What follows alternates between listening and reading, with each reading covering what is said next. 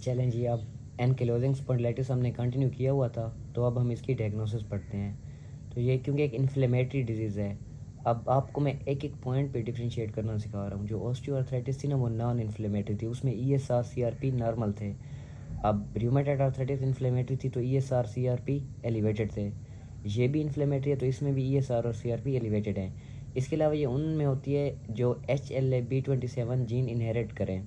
तो अगर HLA-B27 gene positive हो तो मतलब उनमें भी ये होती है, लेकिन ये एक कन्फर्मेटरी टेस्ट नहीं है। यानी कि HLA-B27 जीन ये नहीं है कि सिर्फ एनकिलोजिंग स्पॉन्डिलाइटिस में ही मतलब हो, और डिजीज़ में भी ये इनहेरिट कर सकते हैं मतलब पेशेंट्स। तो आप इसकी बेस पे ये नहीं कह सकते कि एनकिलोजिंग स्पॉन्डिलाइटिस है। इसके अलावा जो इनिशियल बेस्ट टेस्ट है वो है सैक्रोइलियक जॉइंट के एक्सरे। तो जब हम एक्सरे कराएंगे ना सैक्रोइलियक जॉइंट का, तो उनकी इरोजन और सेक्लेरोसिस होगी, जॉइंट स्पेस नैरो होगी। तो स्पाइन की एक्सरे कराएंगे तो बम्बू स्पाइन मिलेगा जिसमें वर्टिब्रा की फ्यूजन हो जाती है। तो ये चीज़ें हमें एक्सरे पे मिलेंगी। इसके अलावा एमआरआई कराएंगे। अगर एक्सरे पे हमें मतलब डायग्नोसिस नहीं हो पा रही तो definitive test, most accurate test MRI spine है।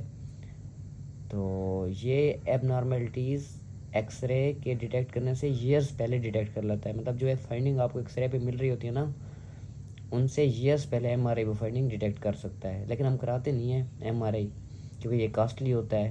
तो हम कोशिश करते हैं एक्सरे पे डायग्नोसिस कर लें, लेकिन अगर ना हो पाए तो फिर एमआरआई करवाते हैं।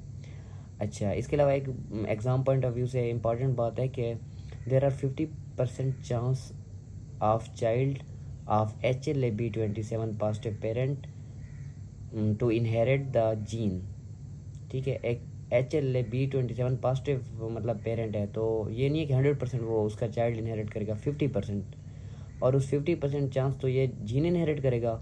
अब जिसने जीन इनहेरिट की है उनमें से भी सिर्फ 5 to 20% के चांस होते हैं कि वो एनकाइलोजिंग स्पॉन्डिलाइटिस डेवलप करें। मतलब ये नहीं है कि जिसने HLA-B27 जीन इनहेरिट किया तो उसने हर हाल में एनकाइलोजिंग स्पॉन्डिलाइटिस डेवलप करनी है। जस्ट 5 to 20% चांसेस होते हैं। अच्छा, अब इसके अलावा जो है ना, अब ट्रीटमेंट हम पढ़ेंगे। तो ट्रीटमेंट में ये है कि पहले तो हमने पेशेंट को एजुकेट करना है, ठीक है ना, कि आपने अपना मतलब वेट रिड्यूस करना है, एक्सरसाइजेस करनी है, ठीक है। उसके अलावा उसकी फ़िज़िकल एक्टिविटी करनी है जिसमें डेली बैक एक्सटेंशन एक्सरसाइजेस करवानी है। अब कौन सी एक्सरसाइज में हमारी बैक एक्सटेंड होती है? सबसे आइडियल स्विमिंग है। और पुअर पोस्चर नहीं करवाना, मतलब उसे अवॉइड करवाना है, ठीक है। इसके अलावा ड्रग्स की बात करें तो क्योंकि सारी अर्थराइटिस में पेन होता है, तो सबकी मतलब ट्रीटमेंट एक जैसी ही है। पेन को कम करने के लिए NSAIDs देते हैं, उससे कंट्रोल ना हो तो मोस्टली में स्टीरॉइड्स देते हैं, यहाँ नहीं लिखा हुआ। इसके अलावा एंटी-TNF थेरापी है, ठीक है। इसमें कौन से ड्रग्स हैं? इटेनरसेप्ट है, इन्फ्लिक्सिमाब है, एडेलिम्यूमाब है। ये तब देते हैं जब NSAIDs रिस्पॉन्ड ना कर रही हों। अगर इनसे भी बात ना बने तो फिर हम डिमार्ड्स, जो कि रूमेटॉइड अर्थराइटिस की ट्रीटमेंट में हम देते हैं, disease modifying anti rheumatic drugs, जिनमें से सबसे इम्पॉर्टेंट मोस्ट कॉमन मीथोट्रेक्सेट है।